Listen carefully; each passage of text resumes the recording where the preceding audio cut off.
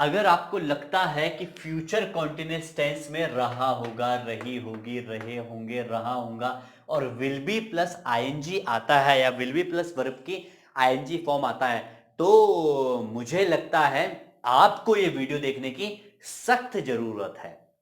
देखो, अगर आपको लगता है रहा होगा, रही होंगी, रहे होंगे आ रहा है, तो वीडियो आप ही के लिए है। कहने का मतलब यह है कि रहा होगा, रही होंगी, रहे होंगे जरूरी नहीं है फ्यूचर कॉन्टिन्यूअस टेंस की पहचान हो। तो क्या है फ्यूचर कॉन्टिन्यूअस टेंस? शुरू करते हैं। तो सबसे पहले मैं आपका स्वागत करता हूं टीएचएस एकेडमी में, और आज मैं पढ़ाने जा रहा हूं आपका फ्यूचर कॉन्टिन्यूअस टेंस। तो फ्यूचर कॉन्टिन्यूअस टेंस की क्या खास बात होती है वो मैं आपको बताना चाह रहा हूं। देखिए, मैंने ऐसा क्यों बोला कि विल बी प्लस वर्ब की आईएनजी फॉर्म अगर आती है और आपको यही लगता है कि विल बी और आईएनजी फॉर्म आती है फ्यूचर कॉन्टिन्यूअस टेंस में, तो ये वीडियो आपके लिए है। एक्चुअली इसको थोड़ा सा गौर से समझने की बात यह है कि देखो, will be plus ING form तो आती है, बट जरूरी नहीं रहा होगा, रही होंगी, रहे होंगे और रहा होगा ही आएगा। देखो, इसमें दो सिचुएशन होती है फ्यूचर कॉन्टिन्यूअस टेंस में। एक होता है, जरा कोशिश करेगा कहानी से कनेक्ट होने की। एक है जैसे एक मेरा दोस्त आया, वो घर पे आया मेरे, इस टाइम की बात है, अभी की बात है, अभी इस टाइम घर पे आया और उसने मेरे से पूछा आपका भाई कहां है। प्रेजेंट की बात चल रही है और मैंने उसे बोला कि वो खेल रहा होगा। अभी प्रेजेंट की बात चल रही है, देख लो, मैंने उसे बोला वो खेल रहा होगा इस समय, तो मैं उसे ऐसे नहीं बोलूंगा ही विल बी प्लेइंग। ये सेंटेंस बिल्कुल गलत है यहां पे। बट अगर मैं उससे ऐसे ही बात कर रहा हूं अपने दोस्त से, दूसरी सिचुएशन देखो, अभी मेरा दोस्त है और मैं उससे ऐसे ही बात कर रहा हूं और मैं उससे बोल रहा हूं यार कल मैं क्रिकेट खेल रहा हूंगा, कल मैं क्रिकेट खेल रहा हूंगा। अभी प्रेजेंट में बात कर रहा हूं, बट कब की बात कर रहा हूं? फ्यूचर की।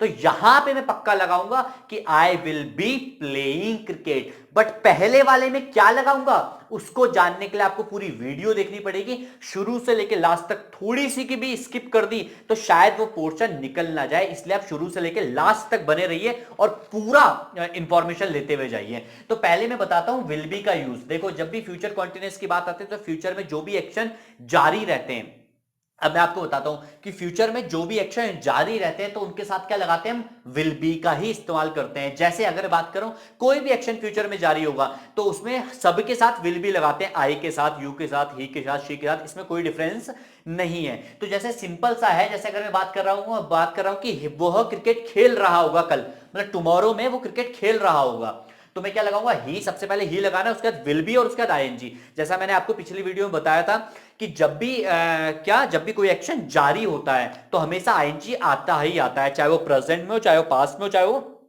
फ्यूचर में हो। अगर आपने हमारी प्रेजेंट पास्ट की वीडियो नहीं देखी है तो डिस्क्रिप्शन में सब वीडियो का लिंक है, तो आप वहां जाके present continue, past continuous, present indefinite, past indefinite, future indefinite, वो सबकी वीडियो देख सकते हैं। तो सबसे पहले आपको क्या लगाना है, सब्जेक्ट। सब्जेक्ट मतलब डूअर, जैसे ही, यहां पे एक्शन कौन करेगा, ही करेगा, तो क्या बोलेंगे, he will be playing cricket tomorrow. Simple सा है। देखो दूसरा एग्जांपल देखें, I will be playing cricket tomorrow, मतलब मैं भी खेल रहा हूंगा। सेम सवाल देख ले पूछेंगे तो they will be playing cricket tomorrow. ये तो हो गया आंसर देने का तरीका। बट अगर मैं यहां क्वेश्चन पूछूंगा, क्या पूछूंगा, क्वेश्चन पूछूंगा, तो क्वेश्चन पूछने के लिए सिर्फ विल को आगे लगा देना है और कुछ नहीं करना है और किसी को भी कहीं से नहीं हटाना है, बस विल को आगे लगा देना है बस।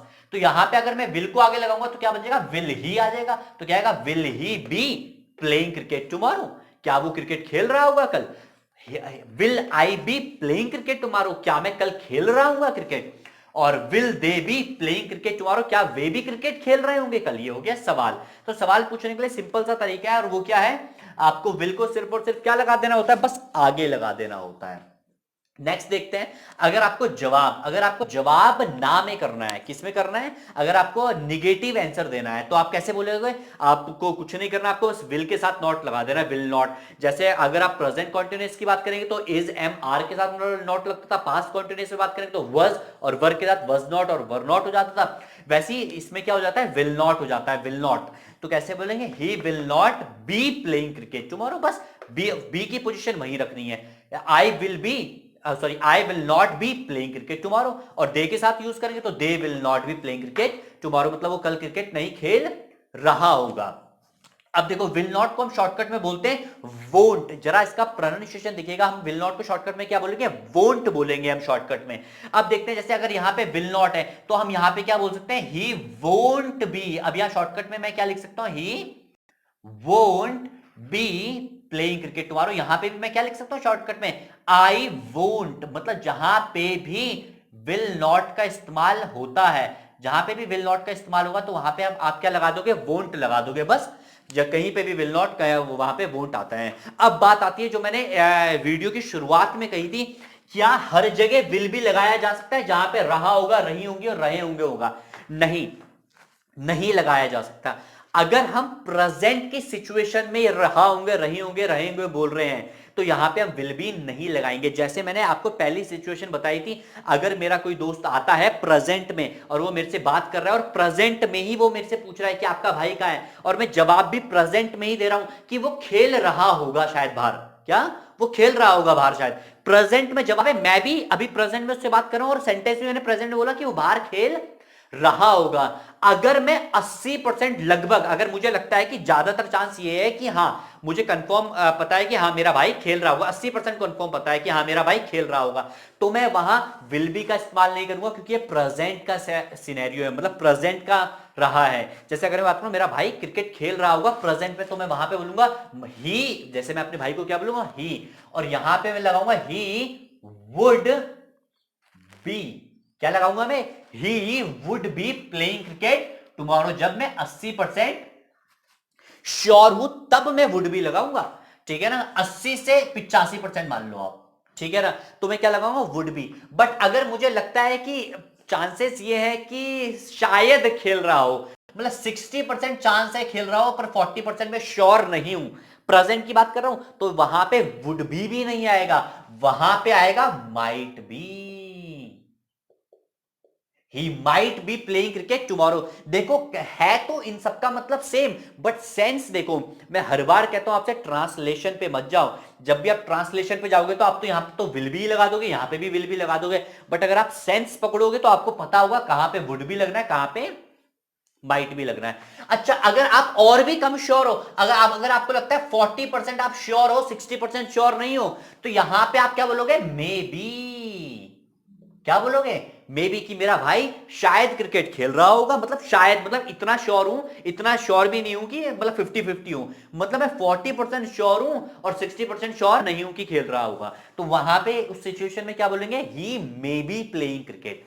अब बात आती है अगर मैं पक्का श्योर हूं भाई वो पक्का खेल रहा होगा इस समय क्रिकेट, मैं तो यहां अंदर बैठा हूं, बाहर पक्का क्रिकेट खेल रहा होगा, मैं 100% श्योर हूं, तो मैं यहां पे लगाता हूं मस्ट बी। पूरा 100% श्योर। ये आपको इतना समझ में आया, ये तो आपको चलो पता था, बट यूनिक चीज तो ये थी जो आज आपको पता चला होगा। अगर आपने वीडियो पूरी देखी होगी तो आपको पूरा ज्ञान हो गया होगा, और इसके बाद आप ये सारी चीजें अब अपने डेली लाइफ में भी यूज करना सीखें। मैं एक बार दोबारा रिपीट कर देता हूं, अगर फ्यूचर में होगा कि ये काम कर रहा होगा, फ्यूचर के बारे में बात हो रही होगी तो विल बी ही आएगा। बट अगर प्रेजेंट के बारे में बात हो रही होगी कि हाँ प्रेजेंट में वो ऐसा होगा कि मतलब प्रेजेंट में खेल रहा होगा, तो would be, might be, may be और मस्ट बी, ये कहां पे यूज होता है वो मैंने आपको बता दिया है। उम्मीद है आपको ये हमारी वीडियो पसंद आई होगी, और अगर आपको ये वीडियो पसंद आई है तो इस वीडियो को लाइक करें, इस वीडियो पे कमेंट जरूर करें, और इस वीडियो को अपने दोस्तों के साथ शेयर करना मत भूलें जिनके साथ आप इंग्लिश बोलना चाहते हो, जिनके साथ आप इंग्लिश का एटमॉस्फेयर बनाना चाहते हो, क्योंकि अगर विदाउट एटमॉस्फेयर आप इंग्लिश नहीं बोल पाओगे। तो वीडियो शेयर करें और अपना एटमॉस्फेयर बनाएं, और इस चैनल को सब्सक्राइब करना ना भूलें, और अपने दोस्तों से भी इस चैनल को सब्सक्राइब करवाएं। और ये वीडियो देखने के लिए बहुत बहुत शुक्रिया।